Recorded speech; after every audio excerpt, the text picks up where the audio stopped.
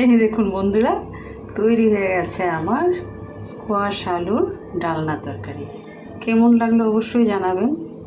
এত গরমের জন্য আমি খুব একটা মশলা ব্যবহার করিনি, আর একটু ঝোল রেখেছি। আপনারা কীভাবে করেন অবশ্যই আমাকে জানাবেন। সবাই সুস্থ থাকুন, ভালো থাকুন, ধন্যবাদ।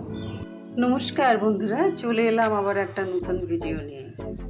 আজ আমি আপনাদেরকে স্কোয়াশের ডালনা করে দেখাবো। এই দেখুন, এগুলোকে স্কোয়াশ বলি, অন্য নাম থাকলে আমার জানা নেই। আজ স্কোয়াশের ডালনা তৈরি করব। তার জন্য 3টে স্কোয়াশ নিয়েছি আর 3টে আলু, এই দুটো দিয়ে একটা ডালনা তরকারি তৈরি করব। স্কোয়াশটাকে এভাবে প্রথমে কষটা ছাড়াতে হয়। এই দেখুন, এভাবে আমি ছাড়িয়ে নিচ্ছি কষটা।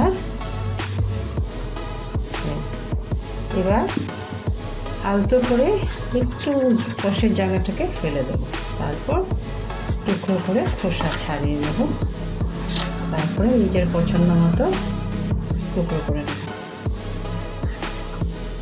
এভাবে। আর এই জায়গাটাও ছাড়িয়ে নিতে হয়। এই দেখুন, এইভাবে টুকরো করে নিচ্ছি। স্কোয়াশটাকে আমি এভাবে কেটে নিচ্ছি।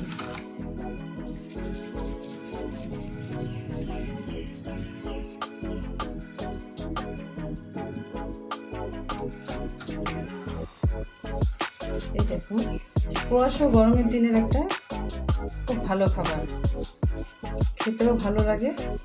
আর এত গরম পড়লে সেই গরমের মধ্যে স্কোয়াশের ঘন্ট বা স্কোয়াশের ডালনা আমরা খেতে ভালোবাসি।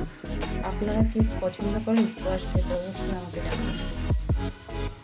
স্কোয়াশটাকে আমি এভাবে কেটে নিচ্ছি।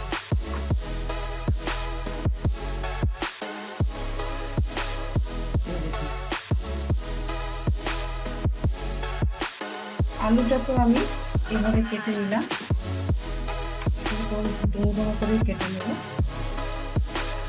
দেখুন, এভাবে কেটে নিচ্ছি। কেটে ভালো করে ধুয়ে নিই।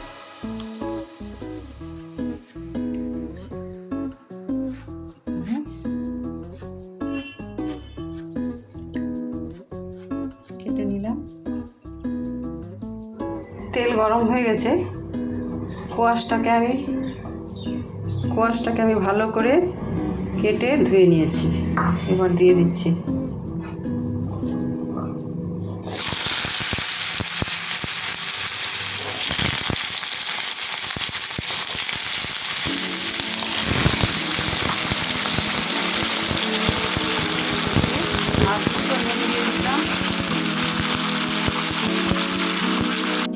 দেখুন, একটু নেড়ে দিচ্ছি। নেড়ে দিয়ে এটাকে আমি এখন একটু সময়ের জন্য ঢেকে, ভালো ভাজাও হবে। আর দেখুন, স্কোয়াশ ভাজা হয়ে গেছে। এবার আমি এটাকে উঠিয়ে নেব। গরম হয়ে গেছে। এবার আমি সাদা জিরে ফোড়ন দিয়ে দিচ্ছি, সাথে তেজপাতাও দিয়ে দিচ্ছি। এবার আলু কেটে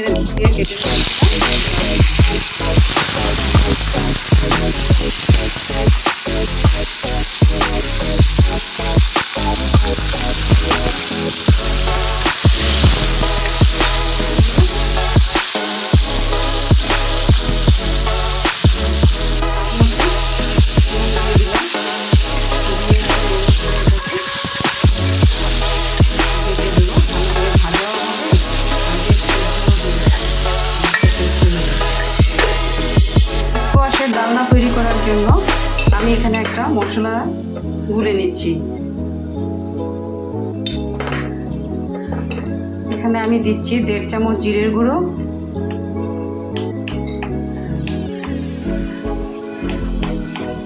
1/2 চামচ হলুদ গুঁড়ো আর 1 চামচ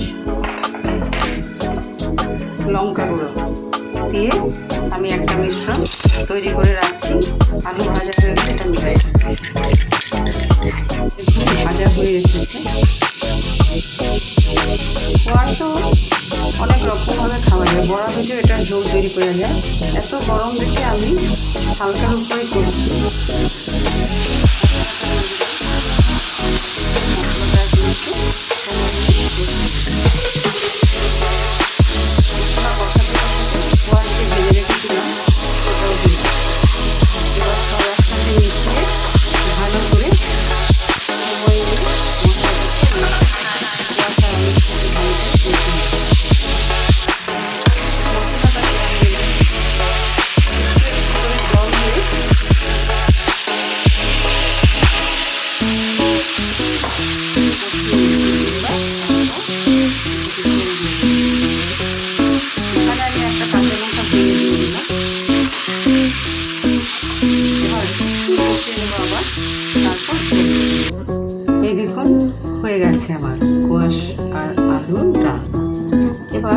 নামানোর আগে এতে আমি একটু মিষ্টি দেবো। যেহেতু নিরামিষ তরকারি তাই মিষ্টি একটু দিতে হয়।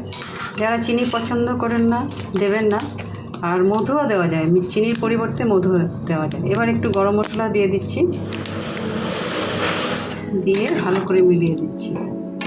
এতে ঘিও দেওয়া যায় কিন্তু প্রচণ্ড গরম, তাই আমি একটু পাতলা ঝোল রাখছি, তাই ঘি দেবো না আজকে।